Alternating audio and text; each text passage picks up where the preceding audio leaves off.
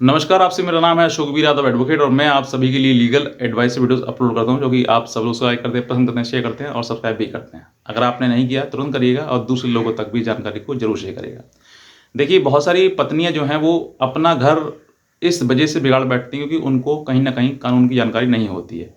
वो किसी गलत व्यक्ति के बहकाव में आकर या फिर गलत व्यक्ति से सलाह लेकर वो अपना जीवन जो है वो नरक बना लेती हैं और बाद में पछताती हैं। ऐसा मेरे सामने कई बार वाक़या आया है कि महिलाएं जो है वो परेशान होती रहती हैं कि सर मेरा कोई उद्देश्य नहीं था उसको उसके ऊपर मुकदमा दर्ज कराने का, लेकिन मुझे ये बताया गया कि अगर आप ऐसा मुकदमा कर दोगी तो आपके आगे वो नाक रगड़ेगा, आपके आगे गिड़गिड़ाएगा, आपके आगे पूरा परिवार उसका का जो है वो तुम्हारे मायके में आ जाएगा। और इसी वजह से मुझे लगा कि ऐसे ही होना चाहिए तो मैंने मुकदमा कर दिया। तो ऐसे एक महिला नहीं होगी, मैं कहता हूँ लाखों महिलाएं होंगी जो ये सब यही चाहती हैं कि अब जो है वो मेरा पति मेरे आगे नाक रगड़े, मेरे आगे गिड़गिड़ाए और मेरा पूरा परिवार जो है मेरे घर पर आके माफ़ी मांगे मुझसे, चाहे उसकी गलती हो या फिर ना हो। तो इस तरीके की सोच रखने वाली महिलाएं जो है वो गलत रास्ते पर चली जाती हैं और बाद में अंततः पछताना ये होता है कि उनका पूरा जो जीवन था वो नरक हो गया और पूरा लाइफ जो है वो उन्होंने सिर्फ मुकदमेबाजी में ख़त्म कर दी। तो ये जो चीज़ें हैं वो आपको आज मैं आपको समझाना चाहूँगा कि अगर सेक्शन 9 का पति आपके ऊपर मुकदमा करता है तो बहुत सारी महिलाओं को ये नहीं पता कि सेक्शन 9 का मुकदमा होता क्या है और सेक्शन 9 का मुकदमा करने के बाद हमें क्या करना चाहिए। क्योंकि पत्नियां जो हैं वो जिस तरीके से जैसे ही उनके पास नोटिस आता है उनको लगता है अरे मेरे पे मुकदमा कर दिया, मुझे सज़ा हो जाएगी, ये हो जाएगा, अब मुझे उसके ऊपर भी मुकदमा कर देना चाहिए। मोस्टली कॉमनली लोग यही सोचते हैं कि उसने मेरे ऊपर मुकदमा किया तो अब मुझे भी उसके ऊपर मुकदमा करना चाहिए। लेकिन आप ये सोचना भूल जाते हैं कि उसने मुकदमा जो है वो किस उद्देश्य से किया है, किस पर्पस से किया है, किस लिए किया है और क्यों किया है, ये बात आप भूल जाते हैं।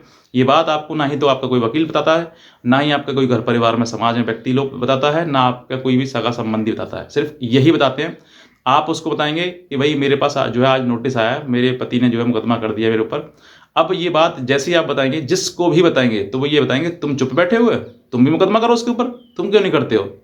अगर ऐसी चीज़ें आपके सामने आ रही हैं तो आप अपने आप को थोड़ा सा रोकें, क्योंकि आपके पास जो मुकदमे का नोटिस आया है वो मुकदमा ऐसा कोई क्रिमिनल मुकदमा नहीं है जिसमें आपको कोई हानि हो रही हो, कोई परेशानी हो रही हो। वो सिर्फ और सिर्फ आपके लिए बुलाने के लिए मुकदमा है। Section 9 HMA Hindu marriage act के तहत अपने दाम्पत्य जीवन को बचाने के लिए, पुनः बसाने के लिए ही मुकदमा किया जाता है। इसलिए मुकदमा नहीं किया जाता है कि पत्नी के ऊपर मुकदमा कर दिया, हाय पत्नी जेल चली जाएगी, हाय पत्नी परेशान हो जाएगी। ऐसा इसलिए नहीं किया जाता है। आप गलत समझ जाती हैं और इसी वजह से कि चलते हुए आप किसी गलत व्यक्ति से इसके बारे में सलाह ले लेती हैं और सलाह लेने के बाद आप पति के ऊपर सीधे जाती हैं थाने में। सेक्शन 498A मेंटेनेंस DV ये 3-4 केसेस जो है उसके ऊपर ज़्यादा लगाना शुरू कर देते हैं। लगाने के बाद आप सोचकर देखिए कि कानूनी प्रक्रिया आपको नहीं समझ में आई और इसीलिए आपने उसका आभास होते हुए आपने गलत मुकदमा उसके ऊपर, पति के ऊपर लगा दिए। हालांकि आपने सभी मुकदमों में झूठ बोला है कि ऐसा वैसा हुआ था, क्योंकि बाद में अंततः में आपको ये समझ में आया था कि हाँ इतने मुकदमा जो है वो झूठे किए हैं। क्योंकि झूठ की जो सीमा है ना, जो कहते हैं ना झूठ 4 कदम चलता है और 5वें कदम वो पकड़ जाता है।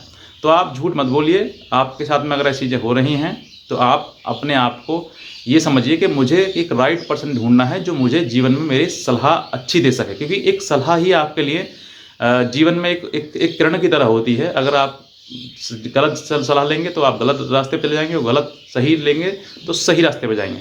अब आपको मैं बताता हूँ कि अगर आपके पति ने सेक्शन 9 का केस कर दिया है तो आपको क्या करना है।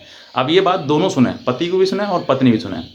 देखिए, सेक्शन 9 हिंदू मैरिज एक्ट के तहत सिर्फ ये कहता है कि कंजुगल राइट मतलब कि दाम्पत्य जीवन का निर्वाह करने के लिए वो अपने जीवन को पुनः स्थापित करना चाहता है क्योंकि उसकी पत्नी उससे चली गई है। अब इतना कहते ही पत्नी आग बबूला हो जाती है कि मैं नहीं आई थी, इसने मुझे भेजा था, उसने मार पिटे निकाला था। तो अब घर वाले भी सलाह देते हैं तुम भी मुकदमा करो। तो आपसे मैं ये निवेदन करना चाहूँगा, अगर आप पत्नी हैं, कि आप पति के ऊपर बेवजह झूठे मुकदमे दर्ज ना कराएं। बेवजह गलत डायरेक्शन पर गलत सलाह के बाद आप गलत मुकदमे पति के ऊपर न ला दें, क्योंकि वो मुकदमे आज न तो कल घूम के वापस आपके ही पास आने। कहते ना ये दुनिया गोल है, आज जैसा कर्म करोगे वैसा कर्म आपके पास में। आज नहीं आया तो थोड़ा समय इंतज़ार करिए, आपके पास घूम के जरूर आएगा। तो ये इसीलिए मैं कहता हूँ आपके लिए कि आप गलत ना करें। अगर आपके ऊपर सेक्शन 9 का पति ने आपके ऊपर मुकदमा कर दिया है तो मुकदमा जो है सेक्शन 9 का बुलाने के लिए होता है। पत्नी को जाना है या फिर नहीं जाना है, उसी कोर्ट में उसी मुकदमे में जाके कहे, 1-2 बार जाए। अगर आपके घर से वो दूरी पे पड़ रहा है, मुझे आने-जाने में असमर्था हो रही है, तो आप उसको ट्रांसफ़र करा सकते हैं अपने डिस्ट्रिक्ट में, जहाँ पर आप रहती हैं, जिस जगह पर आपका मायका है, आप वहाँ पर ट्रांसफ़र करा सकते हैं, ये कहते हुए कि मुझे आने-जाने में दिक्कत है। मैं कहता हूँ हर कोर्ट, ऑनरेबल हाई कोर्ट आपकी किसी भी राज्य की हो, इस बात को सुनते हुए आपको ट्रांसफ़र कर देगी, क्योंकि पत्नी को आने-आने में वाक़ई दिक्कतें होती हैं। अब आपको ये ट्रांसफ़र हो गया है तो आप इसमें लड़िए। अगर आपको जाना है तो आप बोल दीजिए मैं तो रहना चाहती हूँ, ये नहीं रखना चाहते हैं मुझे। और अगर आपको नहीं रहना है तो आप बोल दीजिए मैं इसको इनके साथ नहीं रहना चाहती हूँ। तो आपका जो मैटर है वो वहीं पर सॉल्व हो जाएगा। आगे बढ़ने की आवश्यकता आपको होगी ही नहीं। आपको रहना है तो रहिए, नहीं रहना है तो मना कर दीजिए। उसी केस में निर्णय हो जाएगा। चाहे आपको अलग होना है तो अलग हो जाइए, साथ रहना है तो साथ हो जाइए। दोनों चीज़ें उसी टाइम पे निर्धारित हो जाएँगी आपकी कि आपको क्या करना है। अब महिलाएँ क्या करती हैं, बहुत सारी महिलाएँ ऐसी भी क्रूर होती हैं जो ये कहती हैं कि ना मैं तेरे साथ रहूँगी, ना मैं तुझे तलाक दूँगी। तो ये एक प्रकार का घमंड टाइप हो जाता है कि आपको किसी चीज़ की ज़िंदगी खराब करने से मिलेगा क्या, कि ना मैं तुम्हारे साथ में रहूँगी और ना तुम्हें तलाक दूँगी। तो ये आपका एक घमंड है जो कि आपको बाद में टूट ही जाता है। तो ये चीज़ें आपको नहीं करनी चाहिए। अगर आपको रहना है तो शांतिपूर्वक रहिएगा, नहीं रहना है तो मना कर दीजिए, मैं नहीं रह पाऊँगा आपके साथ में। आपका अपनी मर्ज़ी है, जो आपको करना करिए। ये नहीं कहकर आप ये कहती हैं कि मुझे तो ना तुझे तलाक दूँगी, ना तेरे साथ रहूँगी। तो ये चीज़ मत करिए। आप ना अपना जीवन बर्बाद करिए, ना दूसरे का जीवन बर्बाद करिएगा। अब सेक्शन 9 का नोटिस जैसे ही आपको आया, आपको मिला, आप सीधे कोर्ट में जाइए, अपनी बात रखिए, आपको आपको वहाँ से डिक्री मिल जाएगी। अगर पति के पक्ष में डिक्री मिलती है, यानी कि पति ने कोशिश करी, पत्नी नहीं आई, तो अब पति के लिए डाइवोर्स का एक रास्ता मिल जाता है। डाइवोर्स का रास्ता, ग्राउंड उसको खुल जाता है। और अगर पति के पक्ष में नहीं आता है कि पत्नी जाने की जिद करती है और पति नहीं ले आता है, तो ये जो ये लैकुना है, मतलब ये जो इसमें कमी आई, वो कमी किसकी वजह से आई? पति की वजह से, क्योंकि पति नहीं रखना चाहता है उसको। पति ने, अब ये चीज़ें आपको उसी कोर्ट में जाकर बोलनी है। अगर आप नहीं बोलेंगे और दूसरे मुकदमे करेंगे, तो आपका माइंड जो वो डाइवर्ट हो जाएगा और आप झूठ के शिकार हो जाएंगे फिर। और भविष्य में हो सकता है कि अगर सेक्शन 9 का केस आपके पति ने किया, तो हो सकता है वो उसने बुलाने के लिए किया, तो आपको जाना चाहिए, आपको घर परिवार बच जाएगा। बहुत अच्छे से आपका जीवन पूरा अच्छा हो जाएगा। लेकिन अगर आप उसके बदले में कुछ और झूठे मुकदमे करेंगे, तो मैं कहता हूँ ज़िंदगी आपकी नरक बन जाएगी, पूरे जीवन भर लड़ते निकल जाएगा। कोई बेनिफिट आपको उसका नहीं मिलेगा, सिर्फ़ और सिर्फ अपमानजनक चीज़ों के लिए, क्योंकि आप पति से अलग रह रही हैं, तो आज ना तो कल आपको वो चीज़ें झेलनी पड़ेंगी कि वाक़ई मैंने कहीं न कहीं गलत किया, मैंने झूठे मुकदमे करे, और इन झूठे मुकदमे का आज ना तो कल निर्णय गलत ही आता है। तो आपको ये समझना है कि मुझे किस तरीके करना है, क्योंकि आपको सही डायरेक्शन, सही एडवाइस आपको मिलना ज़रूरी है। आपका जीवन है और आपके जीवन में अच्छी चीज़ें होना बहुत ज़रूरी है।